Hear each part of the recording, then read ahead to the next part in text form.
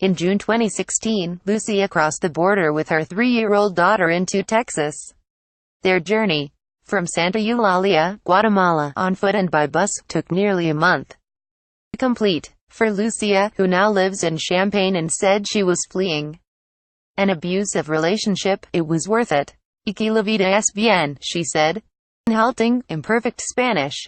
"Here life is good." Lucia, who asked that her last name not be used because she is living in the United States illegally and is in deportation proceedings, is one of about 550 people in the Champaign-Urbana area who speak Canjabal, one of Guatemala's more than 20 indigenous Mayan languages, but with interpreters of uncommon languages like Canjabal in short supply. Effectively representing native speakers in immigration court can be challenging when we don't have a decent interpreter who can communicate with them, and then you have to rely on a family member or someone in the community, and you're asking these questions about prior gender violence or family violence. You're not necessarily going to get the correct information or the full picture, said Ashley Huebner, an attorney at the National Immigrant Justice Center in Chicago, a program with the Heartland Alliance that provides legal assistance to immigrants.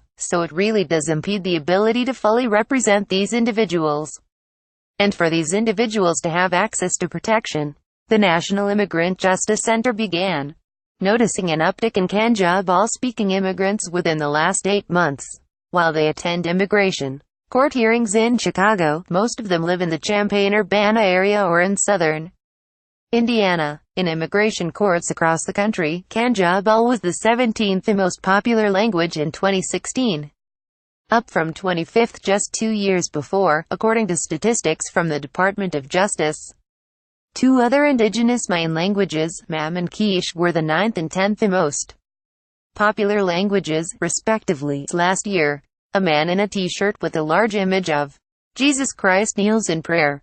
Parishioners, many of them from Guatemala who only speak their native Mayan language of Canjabal, attend Mass at St. Mary Catholic Church in Champaign on November 5, 2017, where the service is in Mayan, Spanish and English, but primarily in Mayan. Nancy Stone, Chicago Tribune. Attorneys often scramble to find interpreters to help them prepare cases before arriving in court.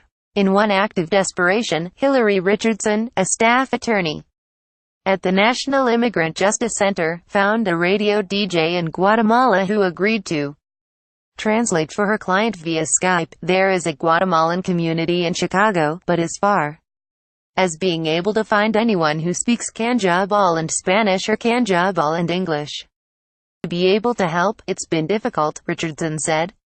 In interviews with law enforcement officers when they're detained and at U.S. Immigration and Customs Enforcement check-ins, immigrants must bring their own interpreters. They often rely on their imperfect Spanish instead.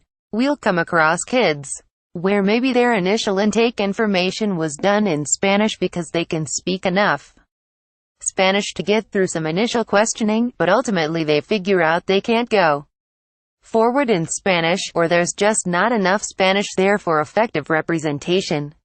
Richardson said, relying on a friend or family member to interpret when it's allowed also can pose problems for immigrants trying to attain asylum. If they are fleeing domestic or sexual violence, they may not want to share their story with someone they know, particularly if it's a man, said Rebecca Niblock, a lawyer who represents Lucia and other Canjabal-speaking immigrants in the Champaign-Urbana area, for immigration court hearings, for which the government is required to provide interpreters for defendants. Canjabal interpreters are often flown in from other parts of the country. Sometimes 2 interpreters are required, complicating the situation further.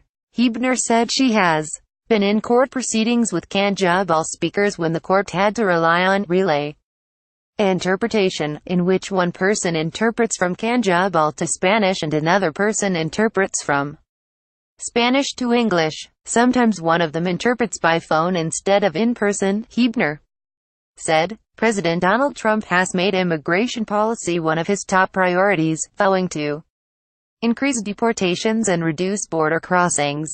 And some don't think providing interpreters should be the court's responsibility. I think it's saying quite a bit that the American taxpayer has to pay for a translator, given the fact that removal proceedings are civil proceedings.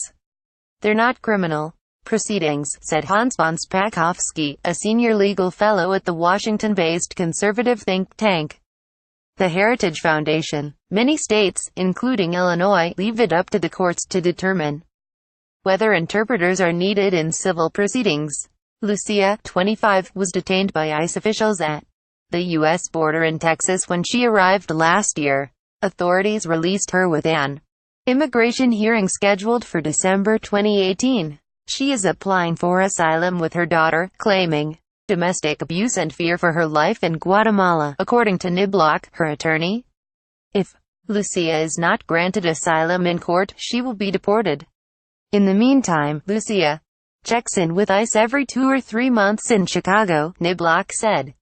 Today, many Central American immigrants, like Lucia, come to the U.S. to escape gang or domestic violence. But in the 1980s, immigrants fleeing civil wars in Guatemala and El Salvador began arriving in Champaign-Urbana and seeking sanctuary in churches that agreed to protect them from deportation. While the close-knit community of Kanjabal speakers in Champaign-Urbana may not be able to assist one another in legal proceedings, they do help one another assimilate and make their way in a new country.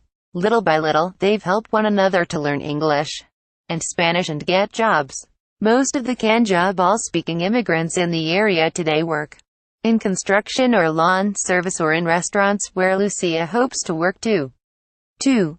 Assist immigrants with language acquisition and to help educate the rest of the local community about their Kanjabal neighbors. The linguistics department at the University of Illinois has created alphabet books and posters in Kanjabal for classrooms and booklets with simple translations for medical words.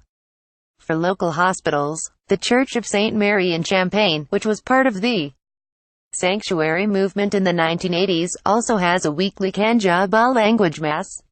It's unclear whether the Kanjabal-speaking community in Champaign-Urbana will continue to grow under the Trump administration and whether those already there will be allowed to stay. Looking to the future, Lucia says she doesn't want to return to Guatemala. She wants to get a job and stay in Champaign.